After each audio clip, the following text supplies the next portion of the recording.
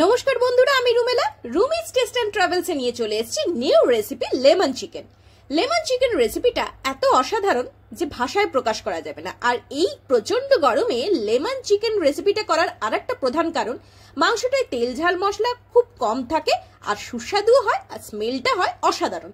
তার জন্য কি করতে হবে আমাদের? প্রথমে একটা পেস্ট বানিয়ে নেবো ধনেপাতার ডাঁটি, কাঁচা লঙ্কা, আদা, রসুন আর সামান্য একটু নুন দিয়ে।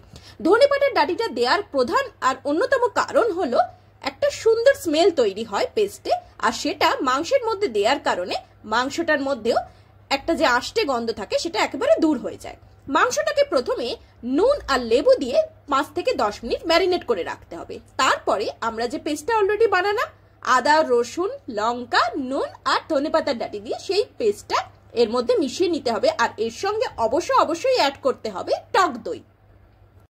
আপনারা বলতে পারেন মাংস ম্যারিনেট করার সময় তার মধ্যে তো আদা, রসুন, সর্ষে তেল এইগুলো আমরা দিয়ে থাকি, কিন্তু এই বিশেষ করে এই লেমন চিকেনে কিন্তু প্রথমে লবণ আর লেবু দিয়ে ম্যারিনেট করতে হবে। এরপরে আমি ঘরে পাতা টক দইয়ের সঙ্গে ওই পেস্টটা মিশিয়ে নিচ্ছি, যেটা আমি অলরেডি পেস্ট করে রেখেছি।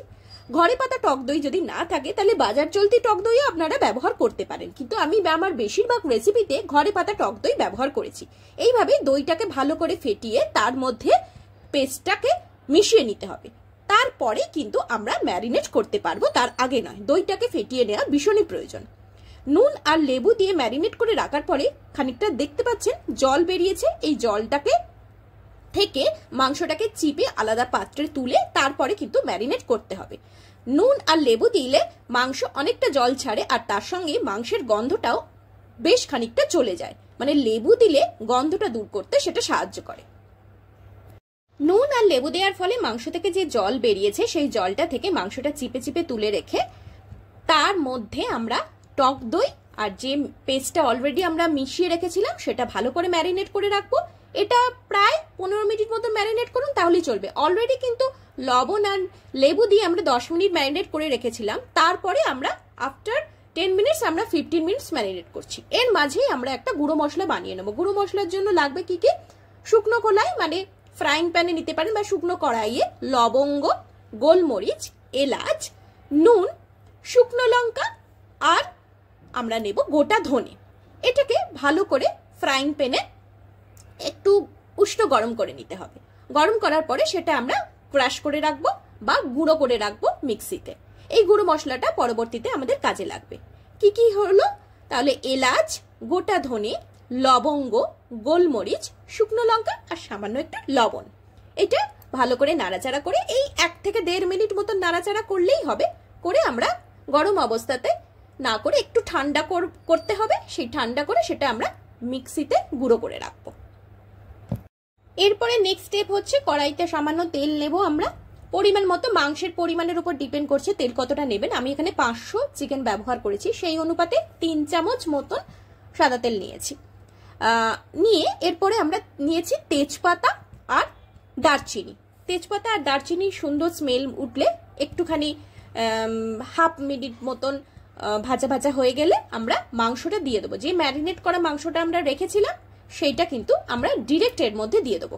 দিয়ে মাংসটাকে ভালো করে কষাতে থাকবো 5 থেকে 6 মিনিট।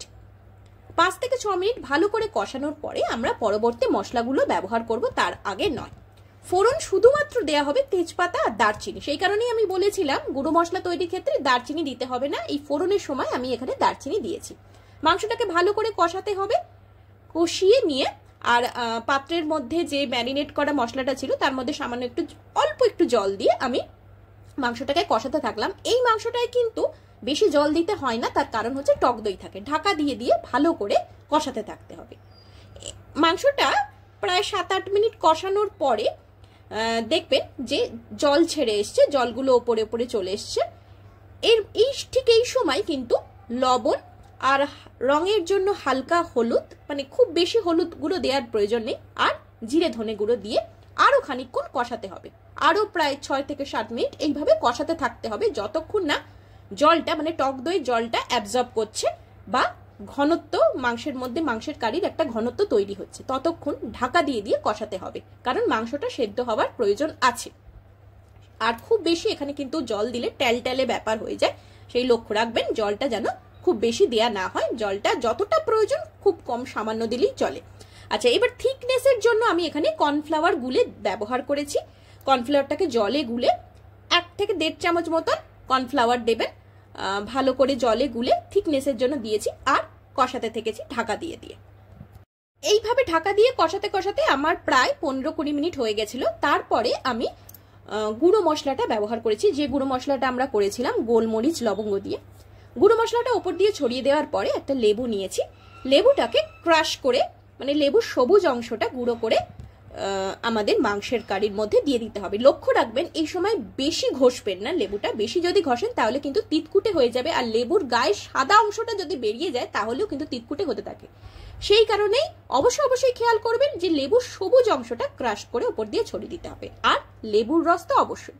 আচ্ছা, আরেকটা কথা এখানে বলে রাখি, আমি লেবুর পাতাটা স্কিপ করেছি, আপনারা চাইলে লেবু পাতা দিতে পারেন, কিন্তু লেবুর ওই সবুজ অংশটা ক্রাশ করে দেওয়ার ফলে আর লেবুর রস দেওয়ার ফলে আর অলরেডি লেবু দিয়ে ম্যারিনেট করার ফলে লেমন চিকেনের যে স্বাদটা সেটা কিন্তু চলে আসে। সেই কারণে আলাদা করে লেবু পাতাটা আমি দিইনি। আপনারা চাইলে অবশ্যই দিতে পারেন, এমন কোনো কথা নেই যে আমি দিইনি বলে লেবুর পাতাটা আপনি দেবেন না। ওপর থেকে ছড়িয়ে দিতে হবে ধনেপাতা, অবশ্যই সেটা গার্নিশিং এর জন্য আর একটা সুন্দর স্মেলের জন্য। তাহলে আজকের ভিডিওটা কেমন লাগলো? ভালো লেগে থাকলে like, share, subscribe my channel Rumi's taste and travels. সকলে ভালো থাকুন, সুস্থ থাকুন আর ভুরিভোজ জারি রাখুন।